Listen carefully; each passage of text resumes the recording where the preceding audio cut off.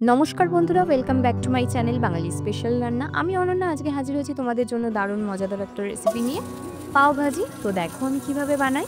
এখানে কড়াই গরম করে নিয়ে ওর মধ্যে দিয়ে দিয়েছি মাখন, তারপরে দিয়ে দিয়েছি পরিমাণ মতো রিফাইন তেল, দিয়ে একটু মাখনটা গলে যাওয়া অবধি অপেক্ষা করব। পাও ভাজি খেতে কিন্তু খুব ভালো লাগে।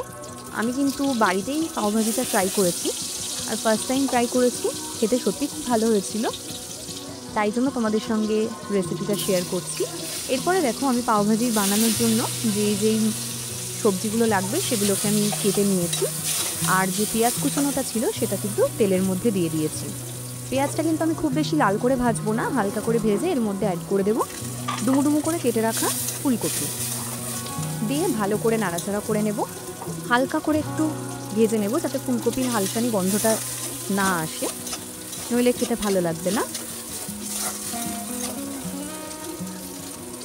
এরপরে দেখো এর মধ্যে আমি অ্যাড করে দিচ্ছি বিট, তারপরে দিয়ে দেবো আলু, তারপরে দেবো গাজর, দিয়ে ভালো করে কিন্তু নাড়াচাড়া করে নেব। একটু হালকা করে ভেজে নেব যাতে কাঁচা কাঁচা ভাবটা চলে যায়, তবে খুব বেশি কিন্তু লাল করে ভাজা যাবে না, আগেই বলে রাখছি। মিডিয়াম ফ্লেমে রেখে কিন্তু সবজিগুলোকে হালকা করে ভেজে নিতে হবে। এরপরে দিয়ে দিচ্ছি পরিমাণ মতো নুন। নুনটা দেওয়ার পরে আবারও একটুখানি নাড়াচাড়া করে নেব। পাওভাজি কিন্তু দোকানে খাবার থেকে আমার মনে হয় বাড়িতে বানিয়ে খাওয়াই ভালো। এরপরে দিয়ে দিচ্ছি পাওভাজি মশলা। আমি দোকান থেকে এটা নিয়েছি, পাওভাজি মশলার যে প্যাকেট, সেই প্যাকেট আমি এখানে ইউজ করেছি।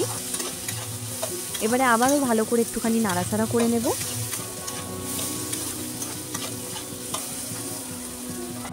এরপরে আমি কিন্তু এটা প্রেশার কুকারে দিয়ে 2 কি 3টে সিটি দিয়ে নেব যাতে সবজিগুলো নরম হয়ে যায়।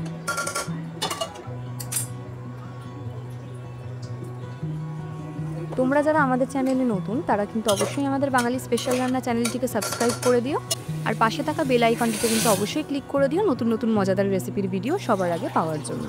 এখানে দেখো আমি পরিমাণ মতো জলও দিয়ে নিয়েছি, তবে জলটা এমনভাবে দিতে হবে যাতে পরে যখন আমি স্ম্যাশার দিয়ে জিনিসটাকে ঘাঁটবো তখন যেন এক্সট্রা আর জল না লাগে। চলো এর ফাঁকে আমি একটা চাটনি তৈরি করে ফেলি। এখানে দেখো আমি শুকনো লঙ্কা আর রসুন কিন্তু আগে থেকে একটু ভিজিয়ে রেখেছিলাম। এরপরে দেখো আমি মিক্সিং জারের মধ্যে শুকনো লঙ্কাগুলোকে নিয়ে নিলাম, এর মধ্যে দিয়ে দিয়েছি প্রায় 8 থেকে 9টা রসুনের কোয়া, তার সঙ্গে দেবো একটা হাফ লেবুর রস। এটা কিন্তু চাটনির জন্য আমি বানাচ্ছি, আমার পাওভাজিতেও কিন্তু আমি ইউজ করব বানানোর সময়। চাটনিটা কিন্তু খেতে খুব সুন্দর হয়। এরপরে দেখো আমি দিয়ে দিয়েছি পরিমাণ মতো নুন, তার সঙ্গে গোটা জিরে। এই গোটা জিরেটা কিন্তু তোমরা একটু শুকনো খোলায় হালকা করে নেড়ে তারপরে দিতে পারো, আমি এমনি দিয়ে দিয়েছি। এরপরে দেখো আমি কিন্তু ভালো করে মিক্সিংয়ে গুলে নিয়েছি। আমার কিন্তু পাওভাজির যে চাটনিটা সেটা কিন্তু রেডি। এরপরে আমি কড়াই গরম করে নিয়ে আবার ওর মধ্যে 1 টেবিল স্পুন মতো আমি মাখন দিয়ে দিয়েছি। এই রেসিপিটা কিন্তু একটু বেশি মাখন দিলে তবেই খেতে ভালো লাগবে। এরপরে পরিমাণ মতো সাদা তেল দিয়ে দিয়েছি। তোমরা কিন্তু চাইলে সাদা তেলটা স্কিপ করতে পারো, এখানে পুরোটা মাখন দিয়েই করতে পারো। মাখনটা দেখো পুরোপুরি গলে গেছে। এরপরে দিয়ে দেবো গোটা জিরে ফোড়ন। এবারে কিন্তু গ্যাসের ফ্লেমটা একটু মিডিয়ামে রেখে এর মধ্যে দিয়ে দিচ্ছি কেটে রাখা কুচনো পেঁয়াজ। পেঁয়াজটা কিন্তু আগেও লেগেছিল, আবার এখনও কিন্তু লাগবে। আমি কিন্তু সব সবজি একসঙ্গে দিইনি, ক্যাপসিকাম কিন্তু আগেই দিইনি, কারণ ক্যাপসিকাম এমনিই গলে যায়, ওই জন্য আলাদা করে প্রেশারে দেওয়ার প্রয়োজন হয় না। এরপরে দেখো পেঁয়াজটা একটু হালকা ভাজা হয়ে গেছে, এরপরে দিয়ে দিয়েছি কুচনো টমেটো। হ্যাঁ, আমি কিন্তু এখানে মিডিয়াম সাইজের একটা টমেটো নিয়েছি, সেটাকে ছোটো ছোটো করে কুচিয়ে নিয়েছি যাতে ঘাঁটতে সুবিধা হয়। এরপরে দেখো এটাও খুব ভালো করে একটু হালকা হালকা করে ভেজে নিলাম। এরপরে দিয়ে দিচ্ছি ক্যাপসিকাম কুচনো। সবজিগুলো ভীষণ কালারফুল, দেখতেও ভালো লাগে আর খেতেও খুবই সুন্দর হয়। আমার মনে হয় এটা একটা হেলদি খাবার যদি বাড়িতে বানিয়ে খাওয়া হয়। এরপরে দেখো এর মধ্যে অ্যাড করছি পরিমাণ মতো নুন, তারপরে দেব হাফ লেবুর রস, মানে একটা গোটা লেবুই লাগছে, কিন্তু এটাকে আমি হাফ হাফ করে ইউজ করেছি।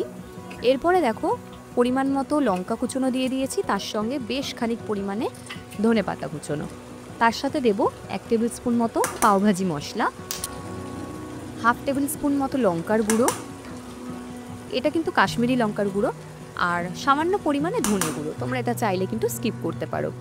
তার সঙ্গে দেব কাসৌরি মেথি, একটা স্মেলটা ভালো আসার জন্য।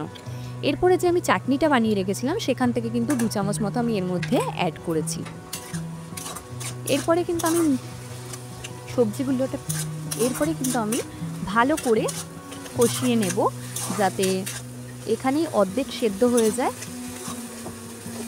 আর পেঁয়াজ, টমেটো, ক্যাপসিকাম সেদ্ধ হতে বেশি সময় লাগেও না। তোমরা কিন্তু এই রেসিপিটা অবশ্যই বাড়িতে একবার ট্রাই করে দেখো, আর আমাকে কিন্তু কমেন্টে জানিও তোমরা বাড়িতে ট্রাই করে কেমন লাগলো। আমি কিন্তু এখানে 3 মিনিটের জন্য চাপা দিয়ে রেখে দিয়েছিলাম।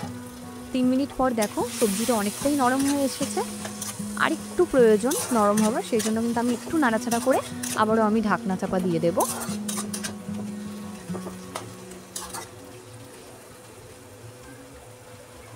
আবারও আমি এখানে ঢাকনা দিয়ে দিলাম 2 মিনিট মতো। 2 মিনিট পর দেখো আমার কিন্তু সবজি সেদ্ধ হয়ে গেছে। এইটাও এর মধ্যে অ্যাড করে দিচ্ছি। এই যে গ্রেভিটা তোমরা দেখছো এটা কিন্তু থাকবে না, এটা তোমরা যে যেরকম গ্রেভি খেতে পছন্দ করবে সেরকম পরিমাণেই রাখবে। তো এর মধ্যে আর এক্সট্রা জল দেওয়া যাবে না বলে আমি একেবারেই জলটা দিয়েছিলাম। এবারে দেখো আমি একটা স্ম্যাশার নিয়ে আমি ভালো করে কিন্তু সবজিগুলোকে ঘেটে নেব। গোটা গোটা থাকলে কিন্তু ভালো লাগবে না, ভালো করে ঘাটতে হবে, খুব ভালো করে ঘেটে নিতে হবে। আমার এটা প্রায় সময় লেগেছিল 5 মিনিট মতো, 5 থেকে 7 মিনিট মতো। তোমাদের যদি কোনো রেসিপি আমাদের চ্যানেলে জানার থাকে তাহলে কিন্তু অবশ্যই আমাদের চ্যানেলে কমেন্ট করে জানিও তোমরা কী ধরনের রেসিপি দেখতে চাইছো। আমরা চেষ্টা করব সেই ধরনের রেসিপি তোমাদের সঙ্গে শেয়ার করার। এখানে দেখো আমি কিন্তু খুব ভালো করে স্ম্যাশার দিয়ে ঘেটে নিয়েছি। আর এই যে বললাম আমি একটু গ্রেভিটা আরেকটু কম করব, সেই জন্য আমি কিন্তু গ্যাসের ফ্লেমটা হাই করে দিয়ে ভালো করে ফুটিয়ে নিচ্ছি।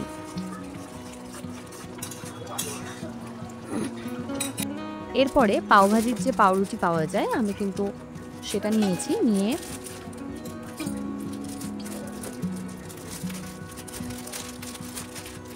আমি মাঝখান থেকে কেটে নেব আগে, তারপরে কিন্তু ওর মাঝখান থেকে আবার ফালি দিয়ে নিতে হবে।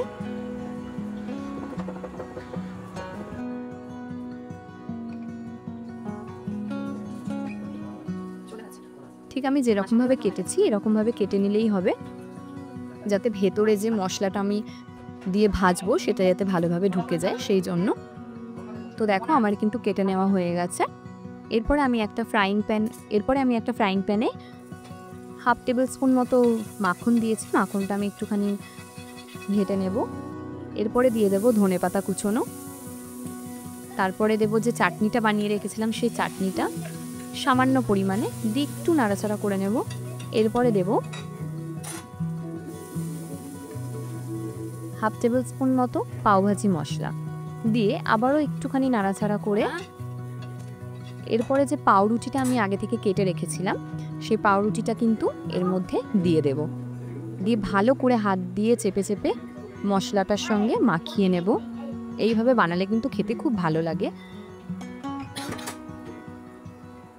এবার দেখো আমার কিন্তু মশলাটা মাখিয়ে নেওয়া হয়ে গেছে। আমার অ্যাকচুয়ালি পাউরুটিটা একটু ছিঁড়ে গেছিলো, মানে যখন হাত দিয়ে আমি নাড়ছিলাম তখন একটু ছিঁড়ে গেছিলো। তো যাই হোক তোমরা এইভাবেই করো। এবারে আমার কিন্তু পাওভাজি পুরো রেডি হয়ে গেছে, এবার পালা হচ্ছে সাজানোর। তো প্লেটের মধ্যে দেখো আমি প্রথমে পাওভাজির যে গ্রেভিটা সেটা আমি দিয়ে নিয়েছি, এর উপর থেকে ডেকোরেশনের জন্য সামান্য ধনেপাতা আর অল্প পরিমাণে একটু মাখন দিয়ে নেব। পাউরুটিটা কিন্তু রেখে দিয়েছি, সাথে কিন্তু একটু পেঁয়াজ কুচোনো দিয়েছি, তার সাথে পড়বে চাটনি। আমার কিন্তু পাওভাজি রেসিপি রেডি। আশা করি তোমাদের ভালো লেগেছে, আর ভালো লাগলে কিন্তু আমাদের চ্যানেলটিকে অবশ্যই সাবস্ক্রাইব করতে হবে। Tata, thank you.